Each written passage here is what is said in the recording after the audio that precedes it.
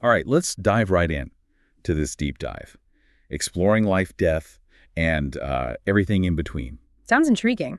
It is. It is. We've got a fascinating book as our source material this time around, Dolores Cannon's Between Death and Life, Conversations with a Spirit. Ah, Dolores Cannon, a Yeah. true pioneer in the field of past life regression and exploring consciousness. Absolutely. And this book is really a collection of her conversations with spirits or souls or however you want to call them. Yep.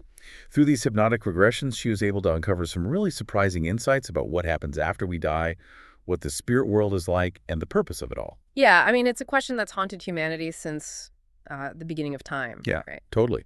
Like, what happens when we die? Where do we go? Is there even an afterlife? And Cannon's work offers some intriguing answers, or at least perspectives, based on what these spirits shared with her. Right, exactly. It's not just her speculation. It's like firsthand accounts from people who've supposedly crossed over and come back. Yeah, that's what makes it so compelling. So, let's jump right in. Hmm.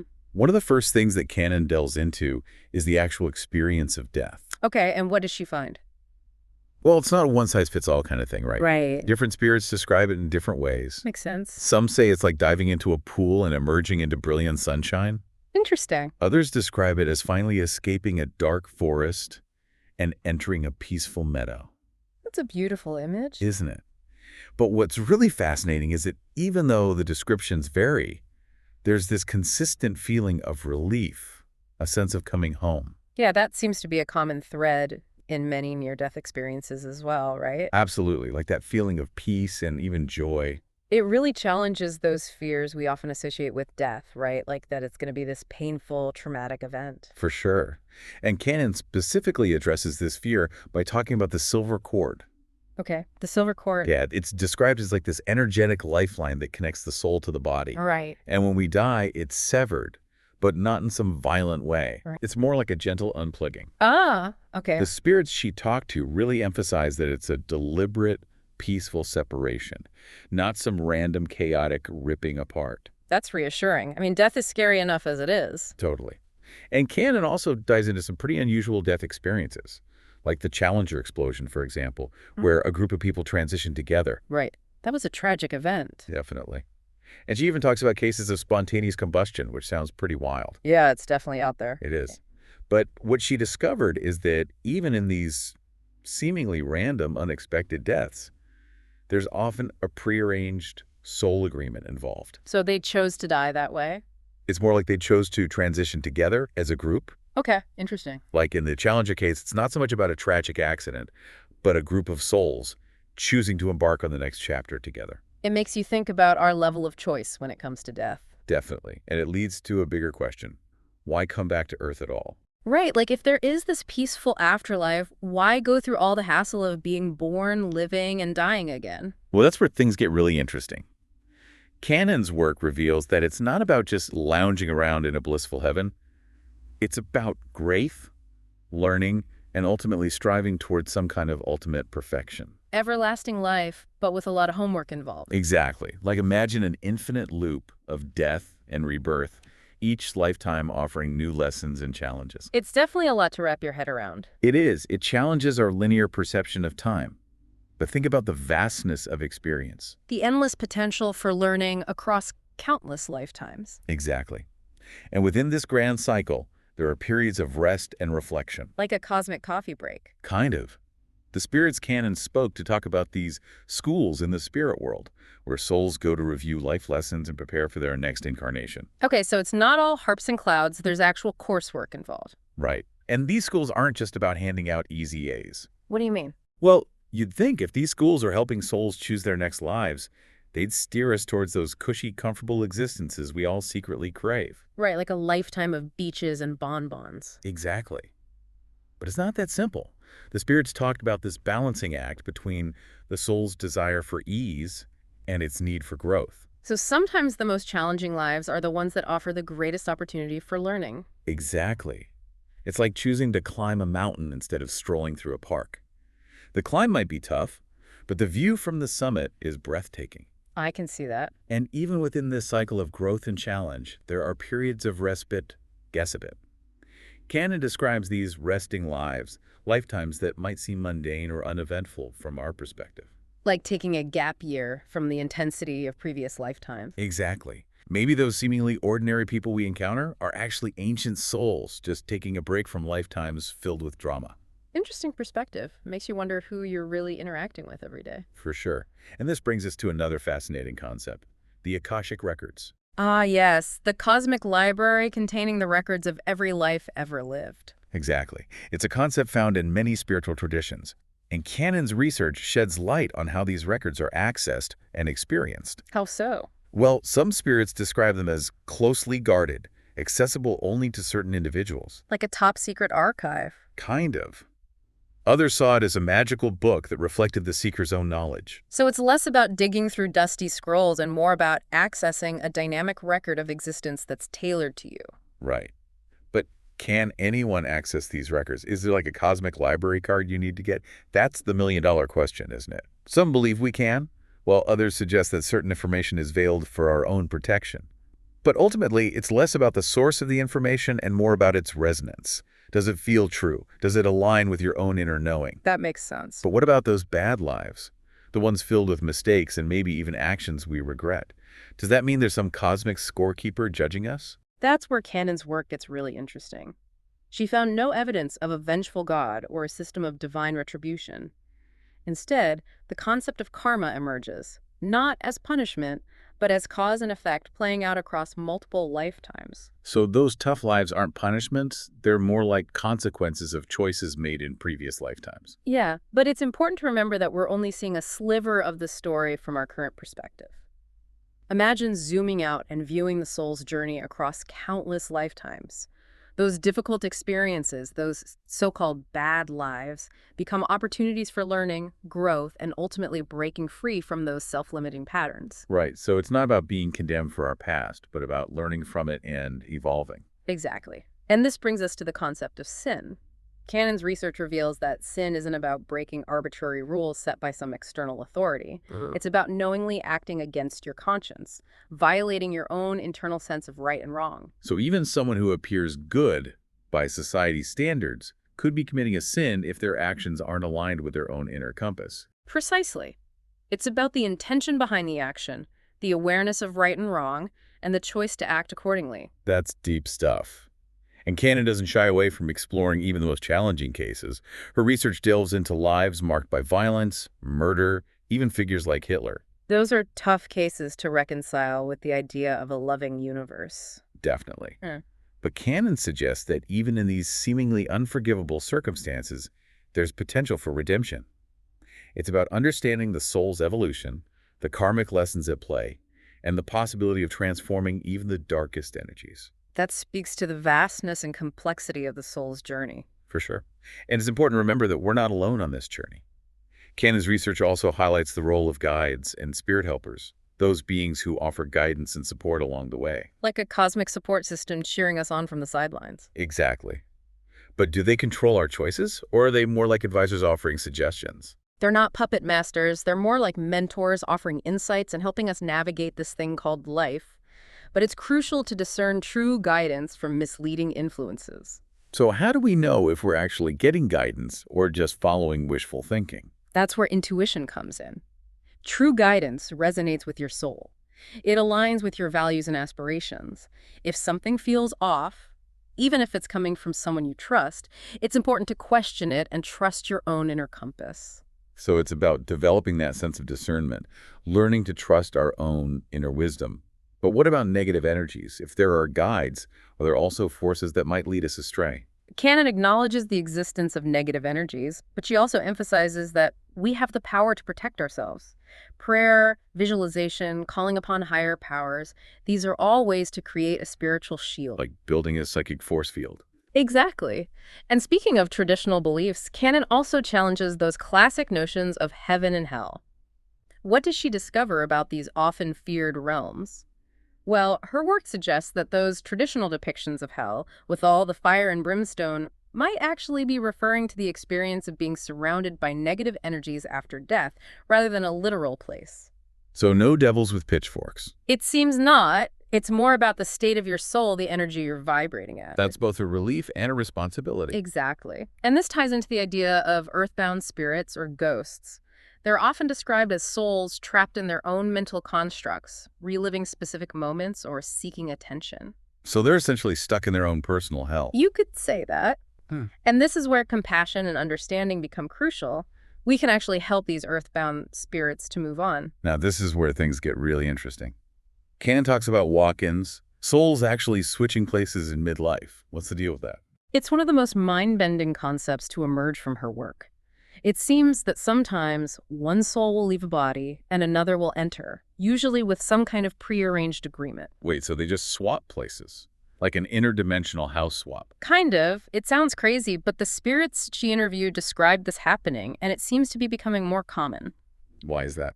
The spirits suggested several reasons: the growing pressures of life on Earth, a shortage of available bodies for souls to incarnate into, and a need for more spiritually aware individuals to guide humanity. It's like a cosmic intervention of sorts. So these walk-ins are like spiritual reinforcements coming in to help us navigate this critical point in our evolution. Yeah. But how do you even distinguish a walk-in from, say, possession? That's a valid concern, but Canon emphasizes that walk-ins are always consensual. There's no forceful takeover. It's a prearranged agreement between souls. That's reassuring. But it still raises so many questions about the nature of self and the continuity of consciousness. I guess we'll have to dive into those mysteries another time. Absolutely. But for now, let's just take a moment to appreciate the sheer scope of Canon's work. We've gone from the experience of death to the structure of the spirit world, from the concept of karma to the mind-blowing phenomenon of walk-ins. It's a lot to absorb, but it opens up a whole new way of looking at life, death, and everything in between. And we're just getting started. I'm ready for more mind-expanding revelations. Me too. Let's take a quick break, and then we'll dive into the next level of Canon's explorations. Walk-ins, right? Souls switching places midlife. Like what? Yeah, it's a wild concept, isn't it? It makes you question everything we think we know about identity and, like, the self. It really does. Like, are we just vessels for souls to come and go as they please? Well, Canon's work seems to suggest that it's not quite that simple. It's not like souls are just hopping from body to body on a whim. Right. It's not some kind of cosmic free-for-all. Exactly. It seems there's always a reason, a purpose behind these walk-in events. So what are some of those reasons? Like, why would a soul choose to leave a body and another soul agree to come in? Well, from what Canon gathered, it often has to do with the individual's life path and their soul's mission. Okay, so like maybe the original soul has completed what they came here to do. Right, or maybe they're just not able to handle the challenges of that particular life anymore. And the incoming soul is like, I got this. Something like that. They might have a specific skill set or a level of spiritual awareness that's needed in that situation. It's like a cosmic tag team, right? Yeah, I like that analogy. And sometimes it's about bringing in a soul who has a stronger connection to the spirit world. To help guide humanity through these turbulent times. Exactly. Because, let's face it, things are getting pretty intense down here on Earth. No kidding. But walk-ins aren't the only mind-blowing concept Canon explores. She also dives into the nature of reality itself, suggesting that our universe is just one among many. Ah, yes, the multiverse. It's an idea that's gaining more mainstream attention these days. It is. But Canon was exploring this concept decades ago through her work with hypnotized subjects. And what did they reveal about this multiverse? Well, they described encountering beings from other dimensions, witnessing events unfolding in parallel timelines, even interacting with alternate versions of themselves. Whoa, that's some next-level stuff. It is. So it's not just that there are multiple universes existing side by side. There's actual interaction, crossover, maybe even influence between these different realities. And it really makes you question the nature of free will, right? Totally. Yeah. Like if there are infinite versions of ourselves making different choices in these parallel universes, how much agency do we really have? It's a mind-boggling concept, but it also kind of liberating in a way. Like maybe we don't need to stress so much about making the right decision because there's a version of us out there who's already made every possible choice. I like that perspective to take some of the pressure off, right? Yeah. But does Canon offer any insights into how these different realities interact or what the purpose is for this multidimensional existence? Well, from what she gathered, it seems that each universe is like a unique expression of the cosmic design. Okay, so like a giant cosmic tapestry with each universe as a thread.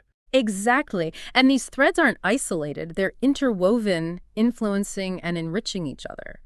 So we're all connected, not just to each other here on Earth, but to these infinite versions of ourselves across the multiverse. It's a beautiful and humbling thought, isn't it? It is. It really expands our understanding of who we are and what's possible. Yeah. But how do we even begin to wrap our minds around this kind of multi-dimensional existence? Is it something we can consciously access or experience, or is it just a theoretical concept? Well, Cannon's research suggests that there are ways to tap into these other realities. Like how? Well, one way is through the realm of dreams. Dreams, huh?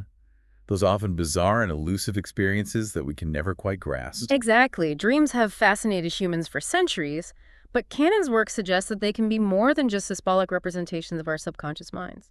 Okay, so they're not just random firings of neurons. Not necessarily. That can be portals to other dimensions, glimpses into alternate timelines, even encounters with other versions of ourselves. So those weird symbolic dreams I have might be trying to tell me something about my soul's journey or the vastness of reality itself. It's possible. The individuals Cannon hypnotized often recalled dreams that mirrored events from past lives or offered insights into potential futures. It's like our dreams are giving us a sneak peek behind the curtain of reality. In a way, yes. They're like a cosmic VR simulator, allowing us to experience a whole range of possibilities without ever leaving our beds. But how do we know if a dream is just our mind processing daily experiences, or if it's offering a glimpse into something more profound? That's where intuition and discernment come in. Dreams that carry a deeper meaning often evoke a strong emotional response. Okay, so pay attention to the feeling the dream leaves you with. Exactly. Notice the symbols, the recurring themes, the overall energetic signature of the dream. It's like learning a new language, the language of dreams. Right. And the more we pay attention, the more fluent we become. But are dreams the only way to access these other dimensions? Not necessarily. Cannon also explored the fascinating world of out-of-body experiences, or OBEs. OBEs, now that's a topic that's always intrigued me. Are they just vivid hallucinations, or can we really experience other dimensions while our physical bodies are still here? That's the question that fascinated Cannon. And what she discovered is that many individuals under hypnosis described OBEs that were remarkably consistent in their details and carried a profound sense of reality. So they weren't just floating above their bodies, they were actually traveling to other realms. That's what they describe, interacting with beings of light, revisiting scenes from past lives, even witnessing events unfolding in other timelines. Okay, now that's some mind-blowing stuff. But what about those who haven't been hypnotized? Can anyone have an OBE? Cannon's research suggests that OBEs are a natural human potential. They can occur spontaneously, often during moments of intense stress, near-death experiences, or deep meditation. So it's like a latent ability that's within all of us. It seems that way. And there are techniques that can help induce OBEs, like visualization, breath work, and energy manipulation. So we can actually train ourselves to have these experiences. To a certain extent, yes. It's like developing a spiritual muscle, learning to consciously detach from the physical body and explore other realms. But what's the purpose of having an OBE? Is it just for the thrill of exploration, or is there a deeper meaning?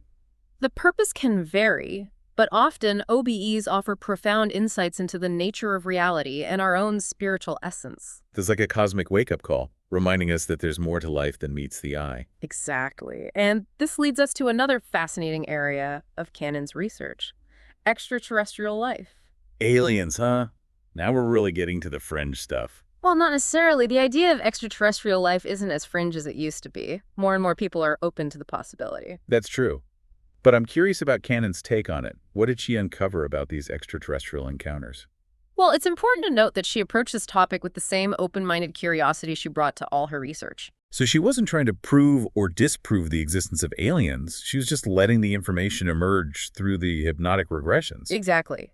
And what emerged was a tapestry of experiences, diverse in their details, but pointing to a consistent theme: humanity's interaction with extraterrestrial beings throughout history. Okay, now I'm really intrigued. What kind of interactions are we talking about? Were they friendly, hostile, or somewhere in between? The individuals Cannon hypnotized described a whole spectrum of interactions. Some were benevolent guides, offering wisdom and assistance. Like cosmic mentors? In a way, yes. Others were more neutral observers, studying our development from a distance. Like cosmic anthropologists? I like that. Yeah. And yes, there were descriptions of beings with more self-serving agendas, seeking to influence human affairs for their own benefit. So it's like a reflection of our own human interactions. We have those who help, those who observe and those who manipulate. Precisely. And Cannon's work suggests that this cosmic drama has been playing out on Earth for millennia, influencing our civilizations, our beliefs, even our genetic makeup. Wait, are we talking about alien DNA splicing, hybrid, human extraterrestrial beings walking among us? It's a concept that might seem far-fetched, but some of the individuals Cannon hypnotized described instances of genetic manipulation and hybridization programs. So we could have alien ancestors. It's a possibility, according to Cannon's research. But the bigger question is, what's the purpose of all this cosmic intervention? Right, like are they trying to help us, hinder us, or something else entirely? That's the million-dollar question, isn't it? And Cannon doesn't offer any easy answers. Her work is about presenting the information, challenging our assumptions, and inviting us to explore the possibilities with an open mind. So it's not about arriving at a fixed truth, but about expanding our awareness, even if it takes us to some uncomfortable or unsettling places. Exactly. And that brings us to another fascinating dimension of Cannon's work: psychic phenomena. Psychic phenomena, telepathy, clairvoyance, all those abilities that seem to defy our understanding of what's possible. Exactly. And Cannon's research suggests that these abilities aren't supernatural at all. They're natural human potentials, latent within each of us. So we're all potentially psychic. To a certain extent, yes. And she found that children often exhibit these abilities more readily than adults because they haven't yet learned to dismiss them as impossible. So it's like we're all born with these innate psychic senses, but as we grow older, we're conditioned to suppress them. That's one way to look at it. But the good news is that these abilities can be reactivated and strengthened. So we can reclaim our psychic potential. Exactly. It's not about developing special powers, but about tapping into our innate wisdom and connecting with the unseen dimensions of reality. It's like we're waking up to a whole new way of perceiving and interacting with the world. Precisely. And Cannon believes that these psychic abilities will become increasingly important as humanity evolves, helping us connect with each other on deeper levels and even communicate with extraterrestrial beings. Whoa, that's a mind-blowing thought. But with all these incredible concepts we've explored, from past lives to parallel universes, from walk-ins to extraterrestrials and psychic phenomena, it's easy to feel overwhelmed. I know, it's a lot to take in. How do we even begin to integrate all this into our everyday lives? That's the challenge and the opportunity, isn't it? Cannon's work is about expanding our awareness, not about memorizing facts or subscribing to a particular belief system. So it's about finding our own way, integrating these insights into our unique paths. Exactly. And remembering that we're not alone on this journey. We have guidance from the spirit world, support from each other, and a wellspring of wisdom within ourselves. Okay, so we've talked about past lives, the spirit world, even aliens and psychic powers. It's been a wild ride through Dolores Cannon's work. But as we wrap up this deep dive, I'm curious, what does she say about the future? With all these mind-bending concepts, where does humanity go from here? Well, Cannon doesn't offer specific predictions like, flying cars or anything like that. But she does paint this picture of a future full of potential and also challenges. And at the heart of it all is this idea that humanity is on the verge of a huge shift in consciousness. A shift in consciousness. What does that even mean? It's like, imagine a world where we're not just using our minds, but we're also tapping into those intuitive psychic abilities that we talked about. Right. Becoming more spiritually aware, more connected to each other and to everything around us. So it's not about developing superpowers, but about evolving our awareness. Exactly. It's about recognizing our true potential as spiritual beings having this human experience. Okay, that makes sense.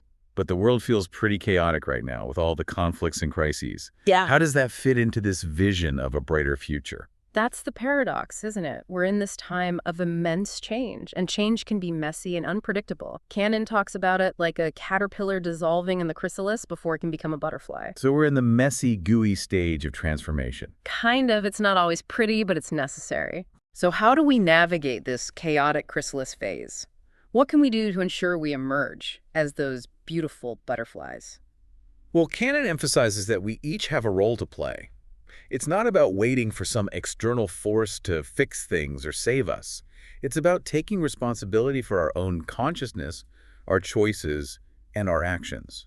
So we're not just passengers on this ride, we're active participants. Exactly. We're co-creators of the future.